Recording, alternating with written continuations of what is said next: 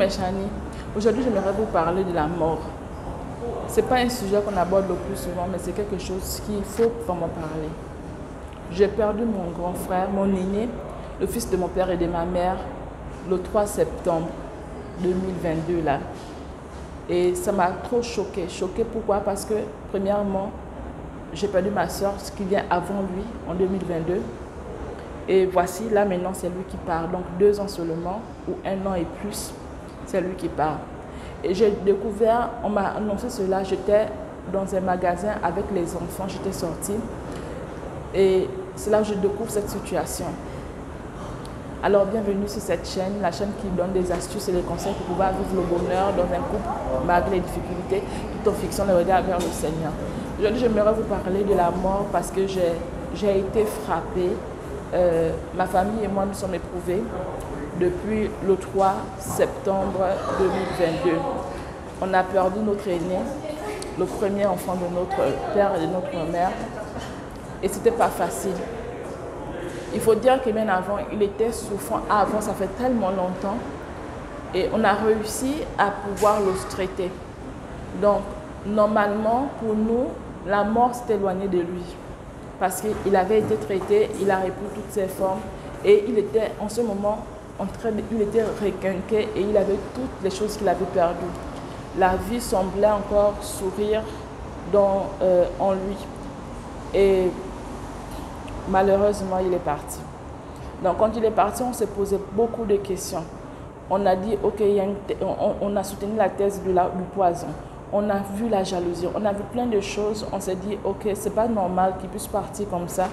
Il a vécu déjà un moment où il était sérieusement malade. C'est là où il devait partir, mais pas au moment où tout allait bien pour lui. Et que les choses vraiment allaient tellement bien pour lui. C'est pas à ce moment-là qu'il devait partir. Donc, on a compris que soit qu'il s'était fait empoisonner. Jusqu'à aujourd'hui, on se pose des questions pourquoi. Et ce sont des questions qui nous rendent un peu malades, tristes et autres, nerveux également, parce qu'on se demande pourquoi ça arrivait en fait.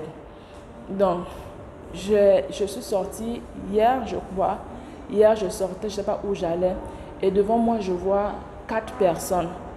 Quand j'ai vu les 4 personnes, ce qui a attiré mon attention, c'est qu'il y avait 2 hommes et 2 femmes.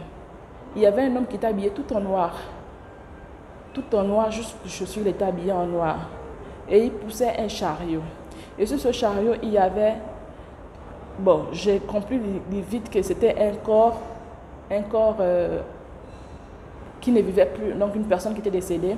Parce qu'on avait mis un drap blanc et on a enroulé d'une façon.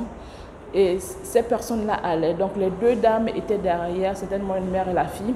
Et il y avait un autre monsieur, puis le monsieur qui poussait je ne sais pas s'il faut appeler ça chariot ou quoi. Il poussait et je me posais la question de pourquoi ces personnes pourquoi ils vont jusque là-bas? Pourquoi ils n'ont pas garé, pourquoi la voiture qui doit prendre ce corps n'a pas garé là à côté, puisqu'ils sont en bordure de la grande voie, la 246. Pourquoi la voiture n'a pas garé là? Donc je me posais des questions, mais j'étais tellement curieuse que je suis allée derrière et je marchais derrière eux. En fait, dès que j'ai vu cela, ça m'a fait penser à mon grand frère parce que mon grand frère est décédé d'une façon pas miraculeuse, mais d'une façon bizarre. Et on a découvert son corps en décomposition. Et je m'imaginais que c'est comme ça comment le corps de mon frère est sorti de là où il habitait, puisqu'il habitait un logement de l'État. Et Dieu merci, il était au rez-de-chaussée, comme ce sont des immeubles et autres, des apparts. Donc, je m'imaginais que c'est comme ça comment le corps de mon grand frère est sorti de là où il habitait. Donc, ça a interpellé ma personne et j'allais derrière eux. Et ce qui était bizarre, c'est que les gens passaient. C'était comme s'il n'y avait rien du tout. Les gens passaient et moi, j'étais la seule qui était interpellée par rapport à ça. Peut-être qu'ils sont habitués à vivre cela. Donc les gens passaient et je vois, ils font que marcher. Et le monsieur là poussait, je ne sais pas s'il faut appeler ça chariot. Là, il y avait le corps. Et ils ont tourné le bâtiment. Donc la voiture était garée quelque part. Donc je regarde la voiture. La voiture n'a rien de spécifique. On n'a pas écrit morgue ou quoi que ce soit. La seule chose, c'est que la voiture était noire. Une voiture quelconque, mais noire. Une voiture un peu, genre, belle, quoi. Mais je me suis dit, pourquoi on n'a même pas écrit un truc pour dire que c'est Jean Corbillard ou quoi que ce soit. En fait, je me posais des questions. Et du coup, je voyais les gens passer et je me disais, mais pourquoi les gens passent? Ils ne s'intéressent même pas à ça, ils ne regardent même pas. Et les deux personnes qui étaient derrière, je suppose que sont les parents, ils n'étaient même pas en larmes, ils n'étaient pas en larmes. Je dis, mais comment est-ce qu'ils font pour pouvoir avoir autant de qu'est-ce qu'ils ont? Comment je voulais comprendre pourquoi ils sont autant sereins et qu'ils ne pleurent pas. Parce que moi, quand on m'a annoncé la mort de mon grand frère, mon téléphone a sonné, ma grande soeur m'appelait. Et il faut dire que le matin déjà, j'avais déjà reçu un message de la part de ma soeur. C'était un appel. En fait, elle a reçu un appel qu'elle a enregistré. Et dans l'appel, on lui disait que ça faisait longtemps qu'on avait vu notre grand frère. Est-ce qu'il nous a appelé et tout? Et on disait que non, comment ça fait longtemps. Il était ici, donc il était en capitale et il allait en province là où il vit. Donc ça faisait moins de 2 semaines qu'il avait voyagé. On dit non, il a appelé tout juste pour nous dire qu'il était arrivé et qu'il était allé à un décès. Donc on n'a pas eu de ces nouvelles depuis ce jour. Et là on dit non, voilà pourquoi on vous appelle, parce que ça fait longtemps qu'on l'a vu, ça fait 3 jours qu'on l'a vu. Donc en 3 jours, et ma soeur disait à la personne, allez-y donc chez lui, allez-y voir comment il va. S'il est souffrant ou quoi que ce soit, amenez-le directement à l'hôpital. Et c'est comme ça comment la personne est partie. Donc ma soeur m'a envoyé le truc, et quand elle m'a envoyé le truc, je lui ai répondu directement, pas ça. Vous voyez, je lui ai répondu, j'ai fini d'écouter le message, je lui ai dit pas ça. Donc ce jour-là, j'étais tellement triste, bizarre, je ne comprenais pas pourquoi. Je voulais sortir depuis le matin, mais je n'arrivais pas à sortir. Et le soir, je me suis dit non, je vais quand même aller marcher. Puis en fait, j'ai dit au lieu d'aller marcher, je vais prendre alors le train, je vais aller à 3 stations de chez moi. Donc je suis allée avec tous les enfants. En tant quand je sortais, mon mari nous suivait. Et je me disais que pourquoi il nous suit comme ça? Il avait l'air abattu. En fait, il était déjà au courant de la chose, mais il ne savait pas comment m'en parler. Du coup, il m'a laissé sortir avec les enfants. Et je me plaignais même, je disais que pourquoi je me sens bizarre. Et je ne comprends pas pourquoi je me sens bizarre. En temps, c'était moi, c'est la char qui réagissait, le lien du son, qui voulait me faire comprendre qu'il y avait un souci, mais je ne comprenais pas. Donc je suis partie avec les enfants. Et là, mon téléphone sonne. C'était l'appel de ma grande soeur. Je veux décocher l'appel de ma grande soeur. L'autre soeur qui m'a envoyé le message le matin envoie le message pour me dire « Adé, sois forte, le grand est parti. Remettons-nous au Seigneur. » Alors là, j'étais, je ne sais pas. Elle a dit « Sois forte. » Donc, je n'ai plus décroché au téléphone de ma soeur parce qu'au moment où je voulais décrocher, le message est arrivé. Donc, j'ai lu directement le message de l'autre. J'ai compris que celle qui m'appelait, c'est voulait m'annoncer cela. Alors, je commençais à tourner autour de moi. Je commençais à tourner autour de moi comme une bonne africaine.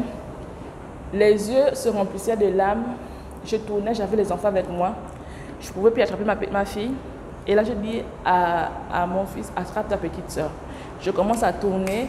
Je commence à prier là sur place, je prie en langue, je demande au Seigneur de me fortifier, de me garder, de me préserver, de me laisser. Et je me dis, ok, on va continuer à faire les courses. Mais je suis dans l'incapacité de faire les courses. Et là, les larmes commencent à couler. Et là, mon enfant vient, il me dit, maman, il y a quel souci? Je lui dis, non, je viens d'apprendre une mauvaise nouvelle. Il me dit, non, pourquoi? Non, je lui ai dit la nouvelle. Et il me dit, mais pourquoi on te dit une nouvelle comme ça qu'on nous dit que tu es dehors? On n'aurait pas dû te dire ça. Je dis, mais est-ce qu'elles savent que je suis dehors? Pour elles, je suis à la maison et tout. Donc, c'est comme ça comment... Oh là là, Seigneur, aide-moi. C'est comme ça comment tout commence par tourner autour de moi. Je cherche un endroit où m'asseoir parce que je ne me sens plus à mesure d'être debout sur mes pieds. Je veux m'asseoir. Il faut dire que mon aîné en question, à un moment donné, je l'appelais tonton, à un moment, je l'appelais Yaya parce qu'il m'a gardé. J'ai fait mon CP, je crois, mon CP, je crois, le CP, j'ai fait chez lui. Donc, c'était mon tuteur. Et puis, par la suite, depuis la 4e jusqu'au terminal, j'étais également chez lui. J'ai obtenu mon bac chez lui. Lorsque je suis arrivée en 6e pour la première fois, je n'avais pas eu le concours d'entrée en 6e. C'est lui qui m'a inscrite là où il travaillait. Donc, on avait beaucoup de commun, quoi, en fait, beaucoup. Et l'une des anecdotes que j'ai dans ma tête, c'est le jour que j'avais essayé de tenir tête à mon grand frère par rapport à une chose d'infidélité qu'il voulait faire auprès de sa femme. Et je lui avais dit non, j'ai déjà même témoigné de ça, vous trouverez peut-être la vidéo sur mon truc. Je lui avais dit non, que tu ne peux pas venir avec ta maîtresse ici, sors de la maison. J'étais toute chétive et je me disais qu'il devait venir. Quand il devait revenir, il allait bien me frapper parce que je suis l'avant-dernière de notre famille et j'avais quand même tenu tête à mon aîné. Donc je pensais à tout ça et comme ça, j'ai commencé à pleurer. Je commençais à pleurer, mais je me ressaisissais parce que je ne voulais pas crier, attirer l'attention des gens. Donc je pleurais un peu, mais les larmes coulaient et tout. Donc je ne faisais pas sortir, je ne criais pas. Et je me suis dit, ok, on va répartir, on va aller à la maison. Les enfants disent, non, maman, on est bien là. Je dis, non, je ne peux plus, je ne peux plus, il faudrait qu'on rentre. Donc c'est comme ça que on était rentrés. Depuis dans le train et autres, ça n'allait pas. Je commençais à pleurer, mais je faisais tout pour ne pas attirer l'attention. Je disais que, bon, ok, les gens, vraiment, excusez-moi. Ce qui est sûr, c'est que j'ai fait déjà l'effort de pouvoir respecter parce que les Japonais, vraiment, avec le respect, franchement, il ne faut pas gêner les gens. Donc, j'étais là, ça coulait tout seul. Et dès que je suis descendue du train et que je me dirigeais vers chez moi, là, je me suis lâchée parce que j'étais proche de chez moi. À 3 minutes de chez moi, je me suis lâchée. Et puis, je vais à la maison, je suis là en train de pleurer. Je dis, bon, excusez-moi, j'espère que vous n'allez pas appeler la police pour dire qu'il y a un problème chez moi. Je me suis lâchée comme une bonne Africaine. Donc, quand j'ai vu ces personnes-là, je me disais, comment est-ce que ces personnes n'arrivent pas à pleurer? Et j'ai posé la question, comment est-ce qu'elles font? Comment est-ce qu'elles font pour ne pas crier comme nous, les Africains et autres? Enfin, moi, je me suis posé autant de questions.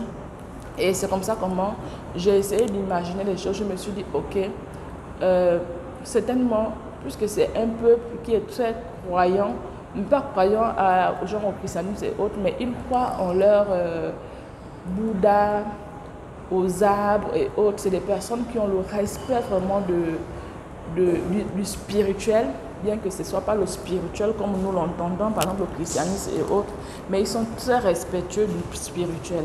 Donc je me suis dit, est-ce qu'ils ont été formatés dans ça pour ne pas agir comme nous agissons? Franchement, quand on a mis le corps dans le corbillard, les personnes là sont tous juste inclinées par la suite, c'est tout. Et je me disais, pourquoi il ne plaît? Je suis restée là debout pendant que tout le monde passait. Ça m'interpellait énormément. Donc, je me suis posé la question, comment ça se fait qu'on parvient à surmonter? Et moi, l'une des choses qui m'a aidée ici, sachant que je suis à des milliers de kilomètres de ma famille et que je ne peux pas vivre ces moments avec mes soeurs, j'ai vécu déjà la douleur de ma grande soeur, donc ma soeur qui vient avant celui qui est décédé aujourd'hui. Elle est décédée, j'étais toujours ici. Et c'était horrible, c'était horrible. Et là, 2 ans plus tard, voilà mon enfant qui part. Donc, j'ai demandé au Seigneur pourquoi. Pourquoi? Parce que vous savez, il y a un verset qui dit que tout concourt au bien de ceux qui aiment Dieu. Tout concourt au bien de ceux qui aiment Dieu. Et ceux qui aiment Dieu, ce sont des chrétiens, ce sont les personnes qui ne sont pas chrétiens parce que les parents sont chrétiens, mais qui sont chrétiens par conviction, qui sont chrétiens parce qu'ils ont aimé le Seigneur, qui sont chrétiens parce qu'ils ont compris l'importance du Seigneur et ils ont donné leur vie au Seigneur. Parce qu'il y a des gens qui vont à l'église parce que c'est la foi de leurs parents qui les amène, mais il y a d'autres qui finissent par comprendre que ce Dieu, il est le mien. Ils adoptent ce Dieu, ils l'acceptent par rapport à ce qu'ils ont vécu. Ce sont de bonnes personnes. Lorsque tu arrives à ce niveau, ça veut dire que tu ne pries plus Dieu pour tes parents, mais tu pries Dieu parce que tu as accompli. Et quand tu as accompli, tu es épargné de beaucoup. Donc quand la parole de Dieu dit que tout concourt au bien de ceux qui aiment Dieu, je me suis posé la question, est-ce qu'eux, ils n'ont pas, dans leurs histoires de Bouddha et autres, ils n'ont pas un passage qui dit cela? Parce que quand tu comprends que tout concourt au bien de ceux qui aiment Dieu, tu aimes Dieu, tu acceptes le Seigneur. Ça veut dire que parce que tu acceptes le Seigneur, le mal et le bien, il y a quelque chose de bon à tirer là-dedans. Tu as mal, il y a quelque chose de bon à tirer là-dedans. Tu as le bien, il y a quelque chose de bien à tirer là-dedans. Et je me suis appuyée sur cette parole. Je me suis appuyée sur cette parole et je continue à poser des questions au Seigneur. Je continue à demander au Seigneur de m'aider, de me fortifier. Parce que la parole de Dieu dit aussi que c'est lui qui nous donne des forces lorsqu'on n'en a pas. Je demande au Seigneur de me fortifier. Seigneur, fortifie-moi parce que je suis loin de la famille. Je vis cela. Ce n'est pas facile. Je ne sais plus. J'ai les enfants. Les enfants ils vont répondre à l'école. Il y a beaucoup de choses. Comment je vais faire pour surmonter cela à pareil moment, pendant la rentrée scolaire? Donc je disais au Seigneur que je compte que sur toi. Et le verset là retentissait dans mon cœur. Tout concourt au bien de ceux qui aiment Dieu. Donc j'ai compris, je me suis dit, le mal que je suis en train de vivre en ce moment, ça doit être quelque chose de rentable. Je dois rentabiliser dans ça. Je dois chercher ce qui ne va pas. Je dois chercher comment je peux faire de ce mal quelque chose de bien. Et dans ma chaîne, je parle de ça. Je dis aux dames que vous pouvez être dans un couple là où il y a la difficulté. là où il y a des problèmes, mais vous pouvez vivre heureux. Vous pouvez vivre heureux, mais comment vous pouvez faire pour vivre heureux sans fixant votre regard vers le Seigneur? J'ai pensé à ça, je me suis rappelé, j'ai dit Seigneur, Seigneur, ma chaîne parle de quoi? Ma chaîne dit que lorsqu'on peut avoir des problèmes dans un foyer, mais on peut être heureuse malgré tout parce que et on donne sa vie, parce qu'on a donné sa vie au Seigneur et le Seigneur seul nous dirige. Donc je me suis appuyée sur cette parole-là. J'ai dit Seigneur, si toi tu me fais dire ça tous les jours aux dames, à des personnes sur ma chaîne, c'est l'occasion pour moi de comprendre cette parole. Et ça m'a tellement fortifié, ça m'a tellement porté, ça m'a tellement fait du bien qu'il fallait que je fasse comprendre ça à mes soeurs. Au point où mes soeurs étaient en train de dérailler, puisqu'au fur et à mesure, on apprend des choses qui viennent de ça et là, les choses que les gens disent, les choses que les gens font, et ça rend les gens encore plus durs, plus rebelles. Mes soeurs pètent les calmes.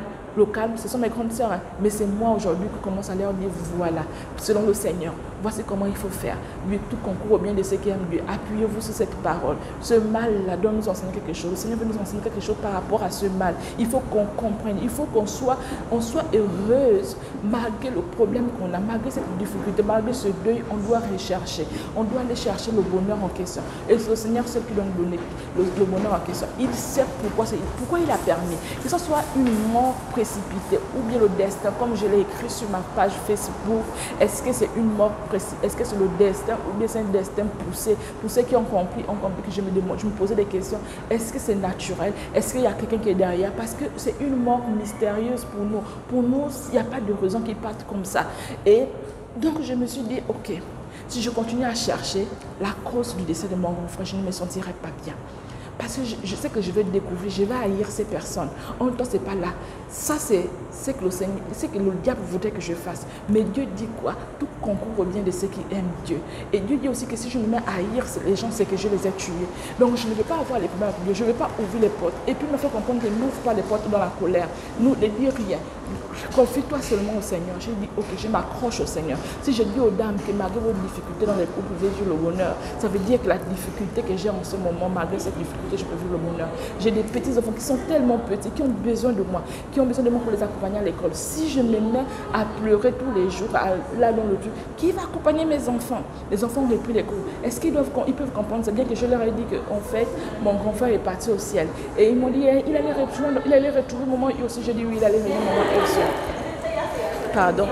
Donc, il y a des choses qu'ils ne peuvent pas comprendre. Donc, du coup, je me disais que Seigneur, fortifie-moi. Donc, j'étais en train de me demander, est-ce que ces personnes que j'ai vues qui étaient aussi fortes derrière le corps de leurs parents, accompagner le corps comme ça jusqu'au corbillard et faire des vitaux sans, j'ai regardé les yeux, il n'y a pas de lames, il n'y a rien. Est-ce qu'ils ont dans leur...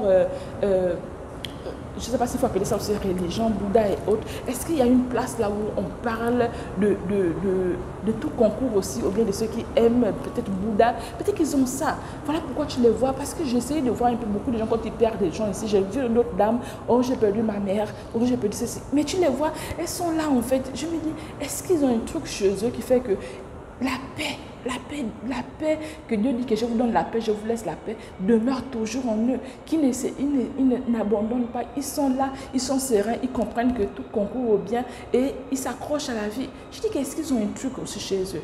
Et j'aimerais vraiment interpeller toutes les personnes qui sont vraiment touchées aujourd'hui, blessées, qui sont aussi en deuil comme moi. Que vous soyez au milieu de vos parents ou pas, sachez que tout concourt au bien de ceux qui aiment Dieu. Donc, cette douleur, ce malheur également, concourt pour votre bien. Il y a une chose que vous devez tirer par rapport à cela. Moi, j'ai compris des choses que je devais tirer par rapport à cela. Et le Seigneur continue de me parler. Et je suis en train de transmettre ça également à ma famille, dire à mes soeurs que voilà la situation, voici ce que j'ai reçu de la part du Seigneur. Voilà, pour pouvoir apaiser un peu cette douleur. Parce que sans vous mentir, à un moment, j'avais l'impression qu'une partie de moi était déchirée. Et je disais que comment je fais pour pouvoir... Tu es là, tu ne sais pas comment respirer, tu ne sais pas comment faire. En fait, je ne sais pas si vous avez déjà vécu cela, mais c'est une chose horrible. Et vous n'avez que le Seigneur pour pouvoir vous aider dans ce genre de situation. Si vous dites que vous le composez sans le Seigneur, je vous assure que c'est que vous allez sortir de vos bouches. Si c'est une mort, si c'est un destin précipité, s'il y a une main invisible qui passe par là, la main invisible va vous faucher également parce que vous allez sortir n'importe quoi, vous allez ouvrir les portes. Mais si c'est une mort de Dieu, à supposer que ce soit une mort, le destin est poussé, ça veut dire que c'est quelqu'un qui est derrière cela et que vous fiez vraiment au Seigneur. Donc, ça veut dire que parce que vous êtes au Seigneur, vous n'allez pas faire certaines choses, vous n'allez pas dire d'éviter certaines paroles, vous serez protégé lorsque la même faucheuse viendra, elle ne pourra pas vous toucher. Parce que vous aurez focalisé toute votre personne au Seigneur, vous allez comprendre que le Seigneur est là pour vous secourir, il va seul vous aider. Et ça, c'est une protection pour vous. Non seulement une protection pour que vous puissiez ne pas mourir de chagrin, pour que vous puissiez tenir bon, mais c'est aussi une protection pour comprendre que tout ce qui arrive a un but. Si le Seigneur a permis quelque chose, il a permis que cela arrive, que ce soit un destin poussé ou pas, il y a une raison. Et c'est cette raison que vous devez chercher. Il y a derrière le mal que vous pouvez vivre, il y a peut-être quelque chose qui doit ressortir en vous. Il y a un meilleur qui doit ressortir en vous. Il y a un comportement qui doit changer en vous. Aujourd'hui, j'ai appris à pouvoir aimer tout mon semblable. J'ai perdu une fois, j'ai perdu 2 fois. Je me dis, ça vaut la peine d'aimer les gens.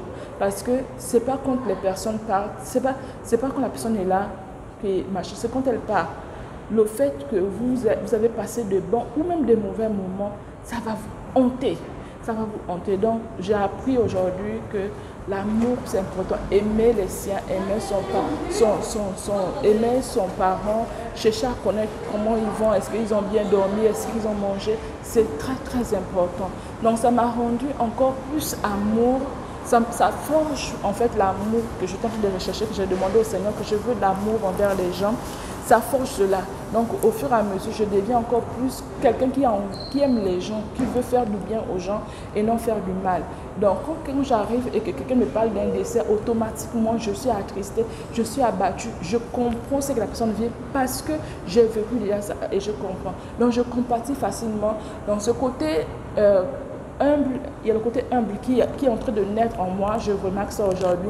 Le côté amour aussi qui est en train de naître en moi. Et je sais que le Seigneur est en train de montrer autre chose que je dois obtenir au travers de cette situation. Donc la bonne question c'est, pourquoi cela arrivait, Seigneur? Qu'est-ce que je dois apprendre par rapport à cela? Il y a une leçon à tirer.